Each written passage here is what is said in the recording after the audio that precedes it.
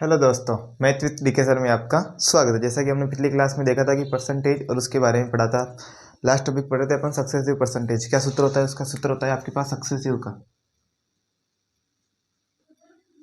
a plus minus B plus minus A B बटे में 100। यदि आपकी वृद्धि हो रही है किसी चीज़ के अंदर तो प्लस आएगा, यदि कमी हो रही है तो माइनस आएगा। ठीक है। फिर उसके बाद पढ़ा था हमने ए बी रूल। जैसे कि मेरी इनकम आपकी इनकम से 50% कम है तो आपकी इनकम मेरी इनकम से कितने गुना कम होगी। ऐसे क्वेश्चन एक पढ़ते थे। ए की आई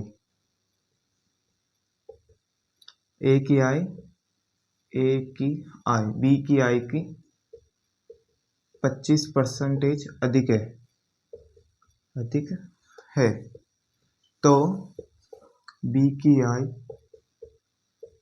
ए से कितना कम होगी।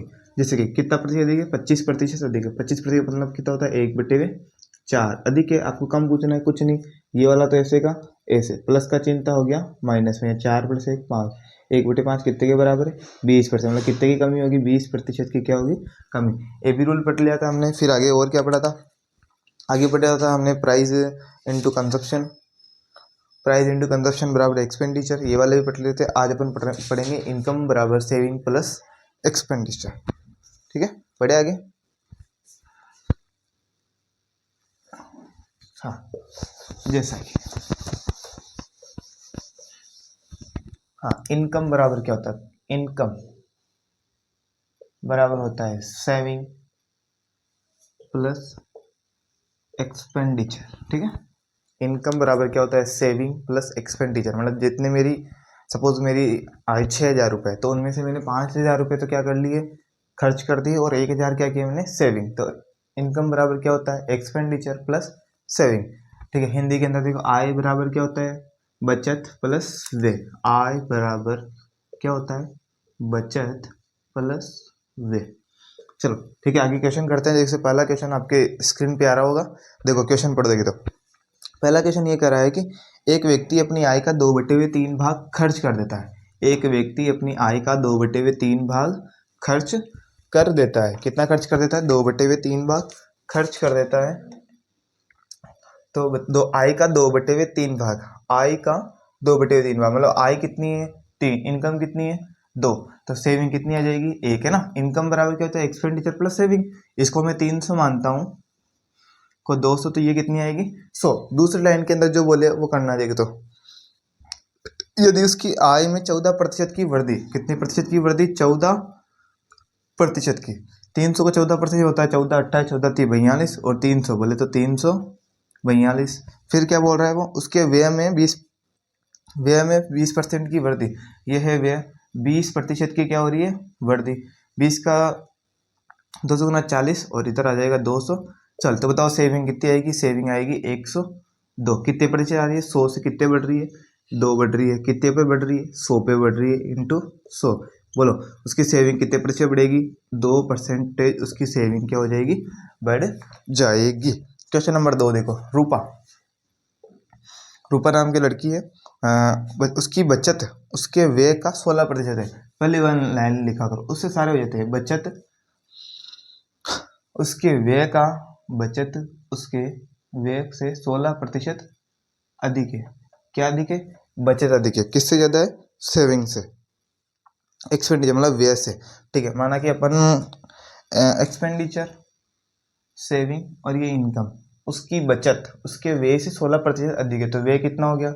16। सेविंग कितनी हो गई? 116। तो बताओ इनकम कितनी होगी? अरे 16% अधिक है ना। 16% है। 100% है, अधिक नहीं है। 16% है इसकी। 16% इनकम कितनी होगी? 116। बस पहली बार लाइन को आपने इसको जमा लेना, फिर तो आगे बिल्कुल आसान सा काम है। जैसे कि पहला उसकी बचत में 25% की वृद्धि। बचत में कितने की? 25% की वृद्धि। 16 का 25% कितना होता है? 4। और 16 और 4 कितने हो गए? 20। फिर आगे बोल रहा है कि वो उसके व्यय में 10.5 की वृद्धि। कितने की वृद्धि? 10.5 की वृद्धि। तो बोलो कितने हो जाएंगे? 110.5। ठीक है। तो इनकम बतानी, इनकम कितनी होगी? 110 और 120 कितनी हो जाएगी? 130.5। अब ये पूछ रहा है कितने की वृद्धि हो रही है? 130.5। बोले तो 14.5 कितने पर हो रही है 100, 16 पर इंटू 100, एक जीरो इधर आ गया, एक जीरो से एक जीरो कट गया, 16 के पार से काटो कितने बार में कटेगा 12.5 बार में, बोले तो 1/8, 12.5% की क्या होगी अपने पास उसके इनकम में वृद्धि होगी। दोनों के दोनों क्वेश्चन इंपॉर्टेंट है। एक क्वेश्चन और देखते हैं।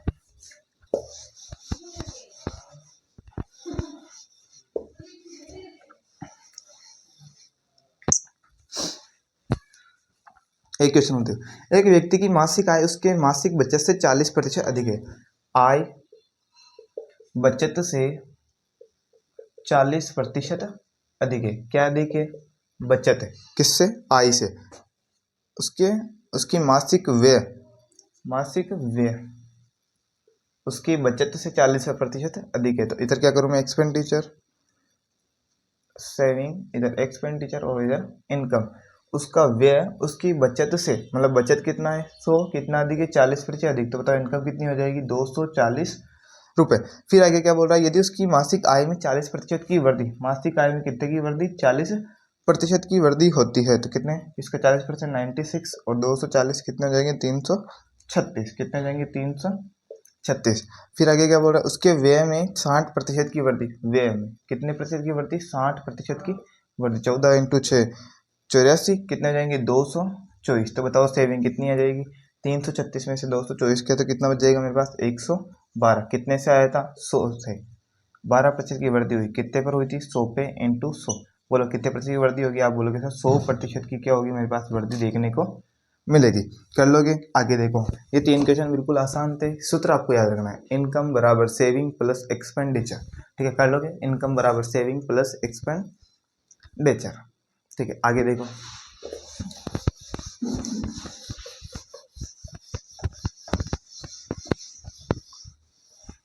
हाँ, फिर आ रहा है आपके population based question. Population based question, इसके अंदर कुछ नहीं आता, केवल जो पॉपुलेशन दे रखी है ऐसे बोला जाता है पहले पॉपुलेशन घट रही है, फिर बढ़ रही है, या फिर पुरुषों की संख्या में वृद्धि हो रही है, महिलाओं की संख्या में कमी हो रही है। तो ऐसे कुछ क्वेश्चन आएंगे। पहला क्वेश्चन देखो, बोर्ड की स्क्रीन पर आ रहा होगा। ठीक है, एक कस्बे में पुरुष तथा महिलाओं की कुल संख्या, मेन तथा वुमेन की टोटल संख्या कितनी बता रहा था? वो बता रहा है 70,000। कितनी बता रहा है? 70,000। फिर यदि उसके पुरुषों में 6% की वृद्धि, मेल में कितने की वृद्धि हो रही है? 6% की, तथा वुमेन में कितनी हो रही है? 4% की, है ना? 4%, और इधर 6% की वृद्धि हो रही है। तो कस्बे की पुरुषों की जनसंख्या कितनी हो जाती है? 73520। कितनी हो जाएगी? 73,520। तो आपको बताना है पुरुषों और महिलाओं में आरंभिक संख्या में अंतर क्या था। जो प्रारंभिक संख्या में अंतर कितने का था? कोई बात नहीं, कर लेते हैं। ठीक है भाई, 6 मेन की वृद्धि, तो मैं इसको ऐसे लिख सकता हूँ ना, 2% मेन प्लस 4% वुमेन और 4% इधर मेन लिख लेते हैं और इधर वुमेन, बराबर कितने के हैं? 73520। ठीक है, 1% का मान कितना है? 70,000। 1% है ना, इसका पूरा 1% कितने जाएगी? 700। 700 का 4% आपको निकालना है। 700 का 4% कितना आएगा? 7 चौक 28। ठीक है, कितना आएगा? 28,000, है ना? ये इधर 2800। बोलो 2%, मेन का मान कितना आएगा? 1 जीरो से 1 जीरो, 2 ऐसे कैसा, 15 में से 8 गया तो 7, 12 में से 2 गया तो 0। कितना आएगा मेरे पास? 720, है ना? 720 रुपए। ये कितने थे मेरे पास? 3500। ठीक है, कितने की वृद्धि हुई थी यहाँ पे? ठीक है, 73520, है ना? 3520 की वृद्धि होती है। तो 1% मेन कितने के बराबर होंगे? 300। 700 का कितना? 350, 10 360, 36, है ना? 3600, 2 जीरो के बराबर हो जाएंगे। ठीक है, 3 जीरो के बराबर। ये तो क्या है मेरे पास? 1% मेन है, तो 1% वुमेन कितनी आ जाएगी? 1% वुमेन कितनी आएगी? 3600 ये था, तो 36 36 72 होते तो कितने आ जाएंगे? 34,000। इन दोनों का अंतर बताना है। अंतर कितना आएगा? मेन कितना है? 36,000 और वुमेन कितनी है मेरे पास? 34,000। बोलो कितने आएगा? 2,000। इनका क्या आएगा? अंतर देखने को मिलेगा। थोड़ा सा अच्छा क्वेश्चन था ये ना, क्योंकि कैलकुलेशन थोड़ी बड़ी दे रखी है। इसको एक और तरीके से कर सकते हैं। कितने तरीके से? एक और तरीके से। जैसे कि इधर है मेरे पास मेन और इधर क्या है मेरे पास? वुमेन। मेन में कितने प्रतिशत की वृद्धि हुई? 6% की। वुमेन में कितने की हुई थी? 4% की। और टोटल देखना कितने प्रतिशत की वृद्धि हुई थी? कितने की वृद्धि हुई थी? 354 35420 3520 कितने पर हुई थी? 70,000 इंटू 100, 2030 कितने आएंगे देखिए तो 7×5 = 35। चलो ये नहीं रहने देते, थोड़ा कैलकुलेशन हार्ड रह जाएगी, अगले वाले क्वेश्चन में देखते हैं ना।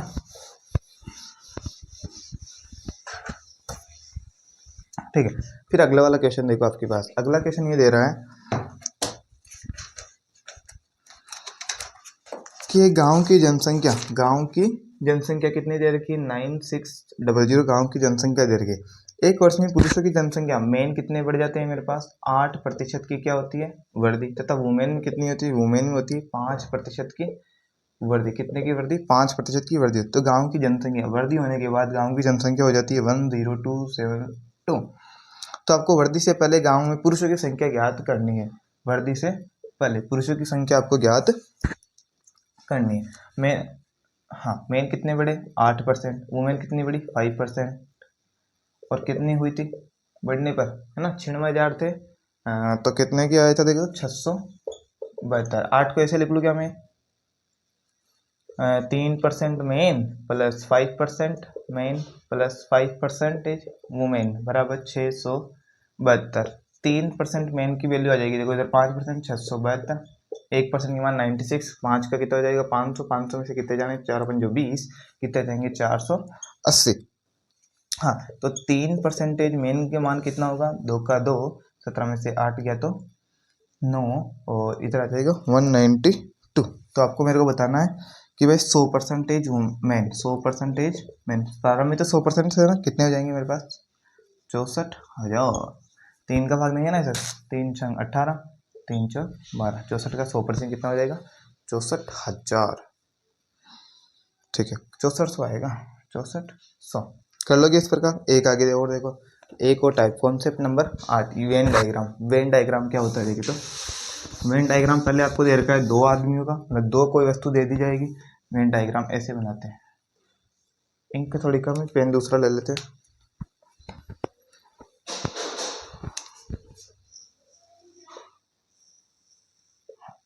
ये तो होती है इसके अंदर टोटल संख्या। क्या होती है? टोटल संख्या। ये यहाँ टोटल होता है। ये होता है ए के लिए, ये होता है बी के लिए, और ये होता है ए इंटरसेक्शन बी, मतलब ए और बी दोनों। और ये होता है कुछ भी नहीं, ना तो ए होगा और ना ही बी होगा, है ना तो ए के लिए और ना ही बी के लिए, न ए और न ही बी के लिए। ठीक है, ये इधर वाला केवल ए, इधर वाला केवल बी, और दोनों आपके पूरा आ जाए तो ए इंटरसेक्शन बी। चित्र दिख रहा होगा आपको, चित्र को देखो एक बार, पढ़ो देखिए तो क्या कर रहा है। ठीक है, आगे आ जाओ, क्वेश्चन करते हैं ना।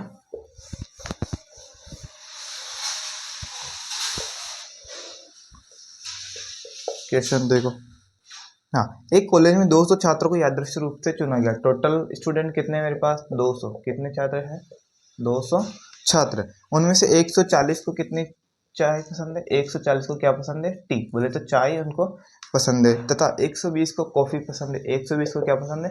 कॉफी पसंद है। और 80 बच्चे को टी और कॉफी दोनों पसंद है।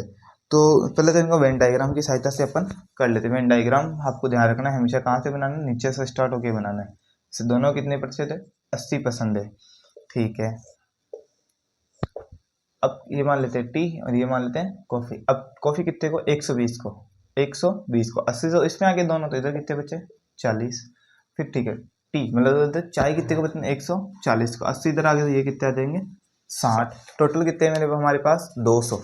तो 6 8 6 14, 14 4 18। तो इधर कौन, इनको चाय और ना कॉफी दोनों ही पसंद नहीं है, तो वो कितने हैं? 20 बच्चे हैं। पहला क्वेश्चन, कितने छात्रों को चाय पसंद है? चाय कितने को पसंद है? केवल और केवल चाय में कितने बच्चे हैं? 60 बच्चे हैं। केवल कितने बच्चों को कॉफी पसंद है? कॉफी, केवल और केवल कॉफी वाले कितने बच्चे अपने पास? कॉफी वाले हैं 40 बच्चे। ऐसे बच्चे बताओ जिनको न तो चाय पसंद है और न ही कॉफी। न तो चाय और न ही कॉफी। कितने हैं? 20। ठीक है, आगे आ जाओ। ऐसे विद्यार्थी कम से कम एक पेय पदार्थ को पसंद करते हैं। एक को मतलब कौन कर रहे हैं भाई? 60 को ये कर रहे हैं, 40 को ये, और कम से कम बोला जाए, क्या बोला जाए आपको? कम से कम। तो फिर आपको अधिक भी ले लेना है। अधिक वाले में कौन आएगा? 80। बोलो कितने आ गए? 180। कर लोगे, ठीक है। देखो अब तीसरे मामले वाला वेन आरेख देखो, ये तो दो वाला था, दो वाले का ध्यान रखना है, ये केवल ए ये केवल बी, ये ए इंटरसेक्शन बी दोनों, और ये ना तो ए और ना ही बी, ये वाले होते हैं टोटल बच्चे। टोटल बच्चे कितने हैं मेरे पास, 200 बच्चे हैं। बोलो कर लोगे इस प्रकार, ठीक है। आगे चले।